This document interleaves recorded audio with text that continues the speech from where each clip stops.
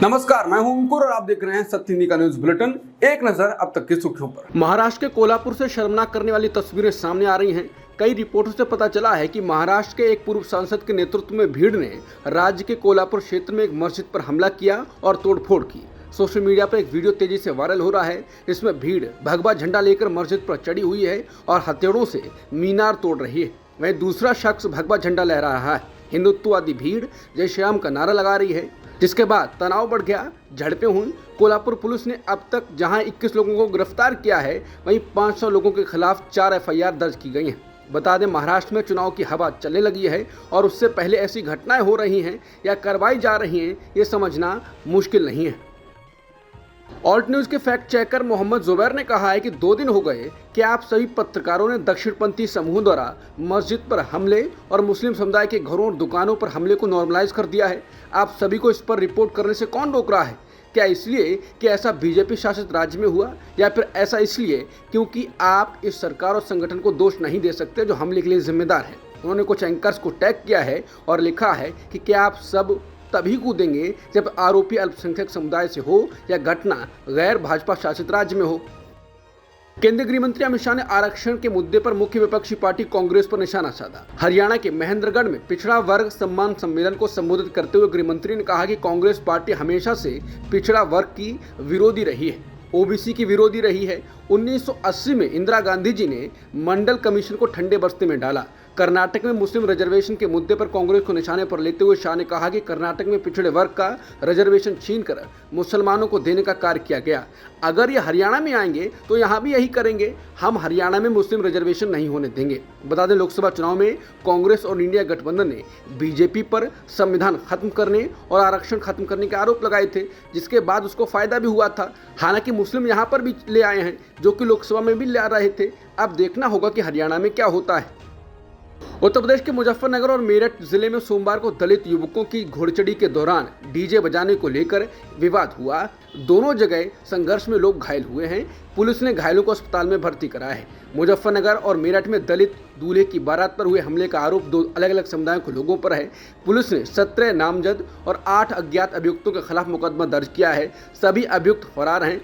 खतौली कोतवाली इलाके के मड़करीमपुर गांव में दलित युवक अमृत की घुड़चढ़ी निकालने के दौरान डीजे पर कथित जातिगत आधारित गाना बज रहा था। दूसरे समुदाय के लोगों द्वारा गाने का विरोध किया गया, जिसको लेकर दोनों पक्षों में विवाद हो गया। वहीं मेरठ के फलावदा थाना इलाके के रसूलपुर गांव में दलित युवक सचिन की घुड़चढ़ी सोमवार सुबह करीब 11:30 बजे दूसरे समुदाय के मोहल्ले से होकर गुजर रही थी। दलितों का आरोप है कि उस समुदाय के लोगों ने उन पर हमला बोल दिया, पथराव भी किया, जिसमें महिला समेत 5 लोग घायल हो गए। घायलों को अस्पताल में भर्ती कराया गया। गांव में भारी पुलिस बल तैनात किया गया है। कांग्रेस नेता सुप्रिया श्रीनेत ने बीजेपी में सिर्फ फुटबॉल के उदाहरण दिए हैं। उन्होंने कहा कि संजय निषाद ने कहा कि बुलडोजर चलाकर लोगों का घर तोड़ेंगे तो जीतेंगे कैसे। ओपी राजभर ने कहा कि चुनाव में हार की जिम्मेदार मोदी और योगी हैं। बीजेपी के वरिष्ठ नेता मोती सिंह ने कहा कि अपने 42 साल के राजनीतिक जीवन में इतना भ्रष्टाचार नहीं देखा। बीजेपी विधायक रमेश मिश्रा ने कहा कि यूपी में बड़ा बदलाव करना पड़ेगा, नहीं तो किसी हालत में जीत नहीं सकते। केशव प्रसाद मौर्य बोले, संगठन सरकार से बड़ा है। प्रयागराज और बस्ती के भाजपाई कह रहे हैं कि पार्टी को प्राइवेट लिमिटेड कंपनी बना दिया है। अमित शाह बनाम योगी आदित्यनाथ किससे छुपा हुआ है? उन्होंने कहा कि बीजेपी में जबरदस्त सर फुटबॉल के ये कुछ उदाहरण हैं। उत्तराखंड में हाल ही में हुए उपचुनावों में कांग्रेस ने दोनों विधानसभा सीटों पर जीत हासिल की। कांग्रेस की इस जीत ने राज्य भाजपा नेतृत्व को बेचैन कर दिया है। हार के कारणों की कोशिश करते हुए भाजपा के प्रदेश अध्यक्ष महेंद्र भट्ट ने सोमवार को कहा कि पार्टी को अन्य दलों से आए नेताओं को टिकट देने के फैसले का विश्लेषण करने की जरूरत है और अगर कोई गलती हुई है तो उसे सुधारा जाएगा। बता दें, हाल ही में हुए उपचुनाव में भाजपा ने मंगलौर सीट केवल 422 वोटों से हारी। वहीं बद्रीनाथ में भी हार गई। ये एक धार्मिक स्थल से जुड़ी एक और सीट थी, जिसे पार्टी ने राम मंदिर निर्माण के 1 साल में खो दिया। विकासशील इंसान पार्टी के प्रमुख और बिहार में मंत्री रहे मुकेश सहनी के पिता जीतन सहनी की दरभंगा के बिरौल बाजार स्थित उनके घर में हत्या कर दी गई। घटना सोमवार की देर रात की है। मंगलवार की सुबह स्थानीय लोगों को इनके बारे में पता चला। वहीं अब मुकेश सहनी के पिता की हत्या को लेकर सीबीआई से जांच कराने की मांग उठ रही है। आरजेडी के प्रवक्ता शक्ति सिंह यादव ने कहा कि बिहार में क्या चल रहा है, कोई दिन ऐसा नहीं जाता जब हत्या नहीं होती। मुख्यमंत्री बेहोशी की हालत में है, उन्हें अब तक पता भी नहीं चला होगा कि हुआ कुछ है। राज्य में कोई भी नेता सुरक्षित नहीं है। बिहार की व्यवस्था भगवान भरोसे है। बिहार में विकासशील इंसान पार्टी के प्रमुख मुकेश सहनी के पिता की हत्या पर राहुल गांधी ने कहा है कि बिहार के पूर्व मंत्री और इंडिया के हमारे साथी श्री मुकेश सहनी जी के पिता श्री जीतन सहनी जी की निर्मम हत्या का समाचार अत्यंत पीड़ादायक है। मुकेश जी और उनके समस्त परिवार को अपनी संवेदनाएं व्यक्त करता हूं और इस निंदनीय अपराध की कड़ी भर्त्सना करता हूं। बिहार सरकार से अपेक्षा है कि वो तुरंत कार्रवाई कर हत्यारों को कड़ी सजा दिलवाए और सहनी परिवार को न्याय दिलाए। भारी हथियारों से लैस आतंकवादियों के साथ गोलीबारी में गंभीर रूप से घायल हुए एक अधिकारी सहित 4 सैन्यकर्मियों ने मंगलवार तड़के दम तोड़ दिया। अधिकारियों ने बताया कि मुठभेड़ तब हुई जब राष्ट्रीय राइफल्स और जम्मू कश्मीर पुलिस के विशेष अभियान समूह के जवानों ने सोमवार देर शाम डोडा शहर से लगभग 55 किलोमीटर दूर देसावन क्षेत्र में धारी गोटे उरारबागी में तलाशी अभियान शुरू किया था। ये हमला 78 दिनों में 11 बड़े हमलों में से एक है।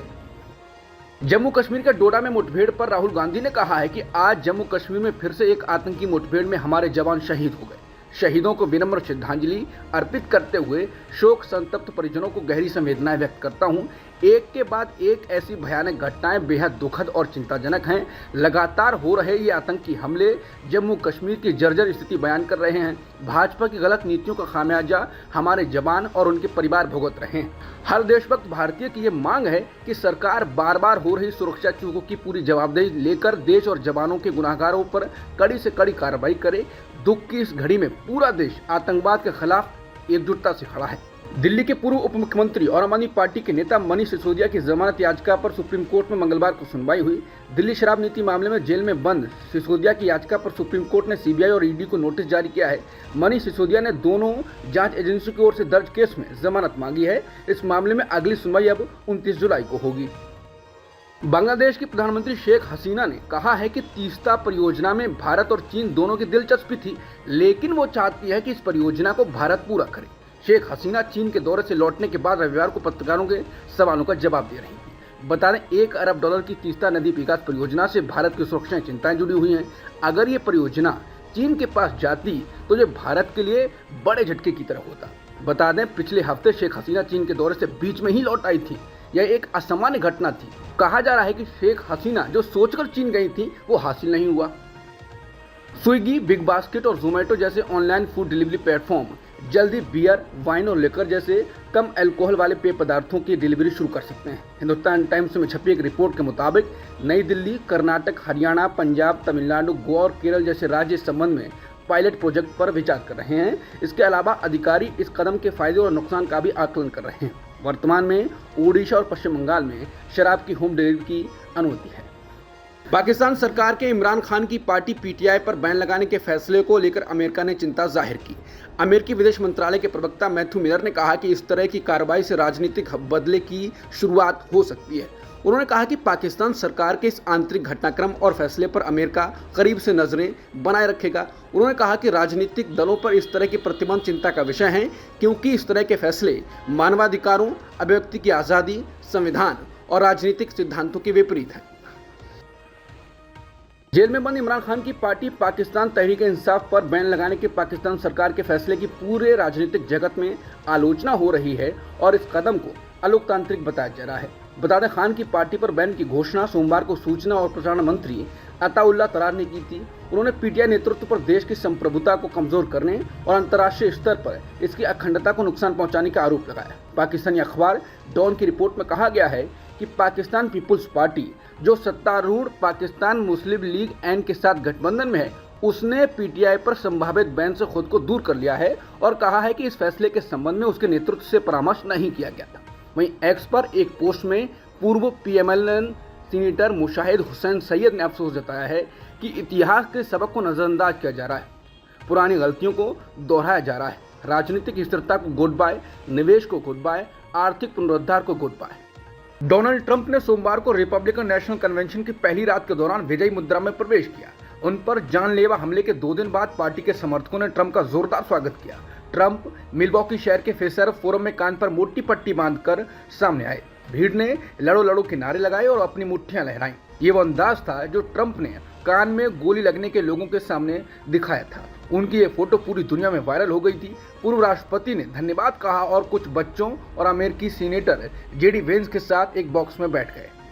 पूर्व अमेरिकी राष्ट्रपति डोनाल्ड ट्रंप ने ओहायो से रिपब्लिकन सीनेटर जेडी वेंस को अपने उपराष्ट्रपति पद के उम्मीदवार के तौर पर चुना है। ट्रंप ने सोमवार को अपने ट्रूथ सोशल नेटवर्क पर इसका ऐलान किया। वेंस ट्रंप के आलोचक रहे हैं, लेकिन बाद में उनके सहयोगी बन गए। बता दें, वेंस ने सार्वजनिक रूप से रिपब्लिकन राष्ट्रपति पद के उम्मीदवार ट्रंप को उस समय बेवकूफ कहा था। वेंस ने ट्रंप की तुलना एडोल्फ हिटलर से की, लेकिन सोमवार को पूर्व राष्ट्रपति ट्रंप ने वेंस को अपने संभावित साथी के रूप में चुना। ट्रंप ने जेडी वेंस को उपराष्ट्रपति पद का उम्मीदवार बनाने का फैसला किया है। उपराष्ट्रपति पद के उम्मीदवार बनने के अलावा जेडी वेंस की कई और पहचान हैं। वो ओहायो से सीनेटर हैं। जेडी वेंस लेखक, निवेशक और ट्रंप के आलोचक रह चुके हैं। जेडी वेंस की पत्नी का संबंध भारत से है। जेडी वेंस ने भारतीय मूल की उषा चिलकुरी से साल 2014 में शादी की थी। दोनों की मुलाकात साल 2013 में येल यूनिवर्सिटी में हुई थी। उषा और जेडी के 3 बच्चे हैं, इवान, विवेक और मीराबेल। नेपाल के प्रधानमंत्री केपी शर्मा ओली ने डॉक्टर आरजू राणा देउबा को विदेश मंत्री बनाया है। सोमवार को उन्होंने अपना पदभार संभाला। पद संभालते ही उन्होंने कहा कि सीमा विवाद तथ्यों और सबूतों को आधार पर सुलझाए जाने चाहिए। इससे पड़ोसी देशों के साथ अनावश्यक विवाद खत्म हो जाएंगे। अब तक की सुर्खियों में इतना ही। बाकी खबरों के लिए बने रहिए सत्यहिंदी.com के साथ।